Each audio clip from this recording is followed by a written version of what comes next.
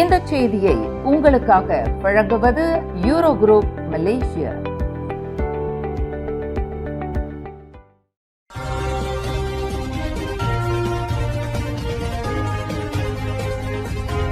வணக்கம். திசைகளின் 5 மணி செய்திகள். தீர்ப்பு முறைகேட்டில் சிக்கிய மூத்த நீதிபதி நாட்டின் தலைமை நீதிபதியாக நியமிக்கப்படக்கூடாது. தீர்ப்பு முறைகேட்டில் சிக்கியதாக கூறப்படும் மூத்த நீதிபதி ஒருவர் நாட்டின் தலைமை நீதிபதி பொறுப்புக்கு நியமிக்கப்படக்கூடாது என்று பிரதமர் டத்தோஸ்ரீ அன்வார் இப்ராஹிமிற்கு பக்கத்தான் ஹரப்பான் நாடாளுமன்ற உறுப்பினர்கள் அறிவுறுத்தி உள்ளனர். புத்ராஜயாவில் பிரதமரின் அதிகாரத்துவ இல்லத்தில் நேற்று நடைபெற்ற டத்தோஸ்ரீ அன்வாருடன் பக்கத்தான் ஹரப்பான் நாடாளுமன்ற உறுப்பினர்கள் சந்திப்பு நிகழ்வில் எம்பிக்கள் சிலர் இந்த கருத்தை வலியுறுத்தியதாக கூறப்படுகிறது. ஆட்சியாளர்களின் சமஸ்தானபதிகள் மாநாடு இன்று தொடங்கியுள்ள வேளையில் தலைமை நீதிபதி பொறுப்புக்கு அந்த சர்ச்சைக்குரிய நீதிபதியின் பெயரை பிரதமர் பரிந்துரைத்துள்ளாரா என்பது விளக்கப்படவில்லை.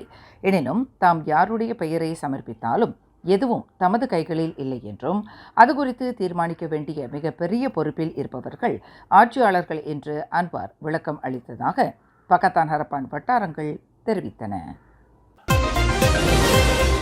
நாட்டின் புதிய தலைமை நீதிபதி நியமனம் குறித்து விரைவில் அறிவிப்பதாக பிரதமர் டத்தோஸ்ரீ அன்வார் இப்ராஹிம் உறுதி அளித்திருப்பதாக ஜாசிகா பொதுச் செயலாளர் ஆந்தனி லா தெரிவித்துள்ளார்.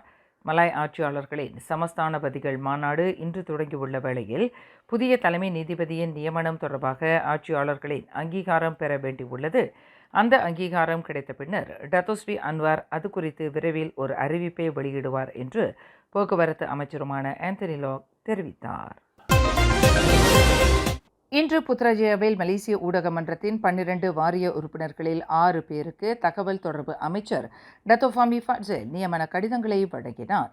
பத்திரிகை, ஊடகம், கல்வி மற்றும் தகவல் தொடர்பு துறைகளில் அவர்களின் நிபுணத்துவம், அனுபவம் மற்றும் பங்களிப்புகளின் அடிப்படையில் அனைத்து வாரிய உறுப்பினர்களும் நியமிக்கப்பட்டுள்ளனர். இவ்வாண்டு ஜூன் 14ஆம் தேதியன்று நடைமுறைக்கு வந்த மலேசிய ஊடக மன்றத்தின் 2025ஆம் ஆண்டுக்கான சட்டம் இயற்றப்பட்டதை தொடர்ந்து இந்த நியமனம் மேற்கொள்ளப்பட்டது. மலேசியாவில் ஊடகத்துறைக்கு அதிகாரம் அளிக்கும் வகையில் ஒரு சுயேட்சை அமைப்பாக மலேசிய ஊடக மன்றம் செயல்படவிருக்கிறது. பொதுமக்கள் மத்தியில் உண்மையான, நேர்மையான மற்றும் நியாயமான தகவல்களை பெறுவதை உறுதி செய்வதில் ஊடக சுதந்திரத்தை முன்னிறுத்த தகவல் தொடர்பு அமைச்சின் மூலம் மடானி அரசாங்கம் உறுதி பூண்டுள்ளது என்று அமைச்சர் டத்தோ ஃபாமி தெரிவித்தார். மலேசிய ஊடக மன்றத்தை நிறுவுவதன் மூலம் தகவல் தொடர்பு அமைச்சின் வாயிலாக அரசாங்கம் உள்ளூர் ஊடக நிறுவனங்களை கட்டுப்படுத்தவோ அல்லது அறிவுறுத்தல்களை வழங்கவோ விரும்பவில்லை. மாறாக மலேசிய ஊடக மன்றம் நிலையானது. எதிர்காலத்தில் ஊடகத்துறையை கூடுதல் நெறிமுறை தன்மைகளுடன் கடப்பாடு நிறைந்ததாக மாற்றுவதில் சுயேட்சையாக செயல்படும் ஸ்தாபனங்களாக பரிணாமிக்க வேண்டும் என்பதே அரசாங்கத்தின் நோக்கமாகும் என்று அமைச்சர் டத்தோ ஃபாமி ஃபாட்சல் விளக்கினார். Terbentuknya Majlis Media Malaysia bukan hanya isu-isu yang dihadapi oleh rakan-rakan dalam industri media dalam negara kita akan dapat diuruskan secara lebih terangkum dan lebih mampan dan lebih bebas, tapi pelbagai pihak dapat memainkan peranan untuk membantu memastikan media yang bukan hanya terus bebas, berdikari, tapi juga beretika, bertanggungjawab dan paling penting mampan. இதன் வாயிலாக ஊடகத்துறையின் ஒருமைப்பாடு, நடைமுறைகள் மற்றும் நெறிமுறைகளை மேம்படுத்த வேண்டிய அவசியத்தையும் அமைச்சர் டத்தோ ஃபாமி தமதுரையில் வலியுறுத்தினார். இந்நிகழ்வில் தொடர்புத்துறை துணை அமைச்சர் தியோ நீச்சிங்கும் அமைச்சர் டத்தோ ஃபாமியுடன் கலந்து கொண்டு சிறப்பு சேர்த்தார். சுபாஜயாவில் உள்ள ஒரு தனியார் பல்கலைக்கழகத்தில் தனது முன்னாள் காதலியை கத்தியால் குத்தியதாக நம்பப்படும் ஆடவர் ஒருவருக்கு 4 நாள் தடுப்பு காவல் அனுமதி பெறப்பட்டுள்ளது. கடந்த திங்கட்கிழமை நிகழ்ந்த இந்த சம்பவத்தில் ஒரு வெளிநாட்டவரான 21 வயது ஆடவர் பல்கலைக்கழகத்தில் 20 வயதுடைய தனது முன்னாள் காதலியை கத்தியால் குத்தியதாக புகார் பெறப்பட்டுள்ளதாக சுபாஞ்சயா மாவட்ட போலீஸ் தலைவர் ஒன் அஸ்லான் ஒன் மாமா தெரிவித்தார்.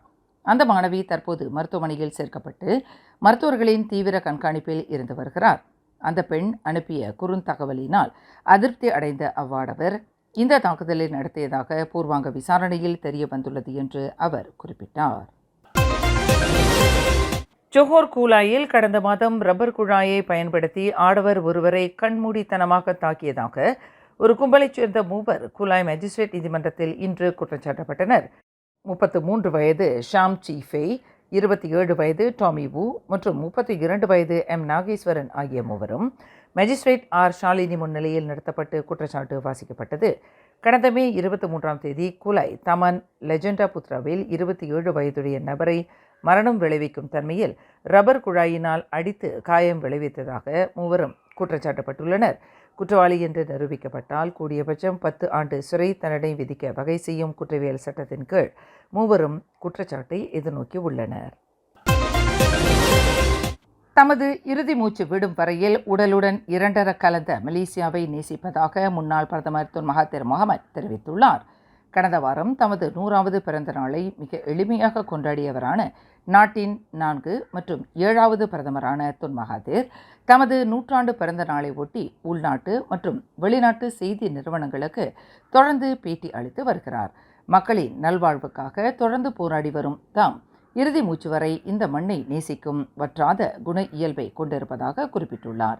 வயதான காலத்திலும் ஏன் இன்னமும் போராடி கொண்டிருக்கிறீர்கள்?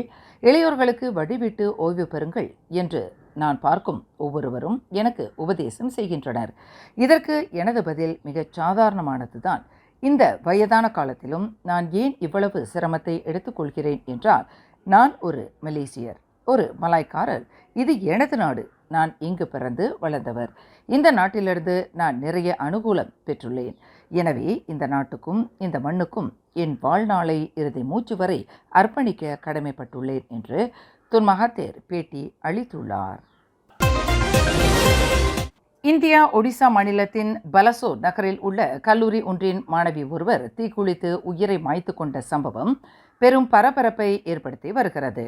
22 வயதுடைய அந்த மாணவி கடும் தீ காயங்களுடன் மருத்துவமனையில் 3 நாட்கள் உயிருக்கு போராடி வந்த நிலையில் இறுதியில் பரிதாபமாக மாண்டார். பேராசிரியர் ஒருவர் தனக்கு பாலியல் தொல்லை அளித்து வந்ததாகவும் மிரட்டியதாகவும் இதன் விளைவாக அந்த மாணவி இத்தகைய விபரீத முடிவை எடுத்தார் என்று நம்பப்படுகிறது. இதுகுறித்து அந்த மாணவி கல்லூரி நிர்வாகத்திடம் புகார் அளித்துள்ளார். அந்த பேராசிரியரும் தன் மீதான பாலியல் குற்றச்சாட்டுக்களை மறுத்து வந்துள்ளார்.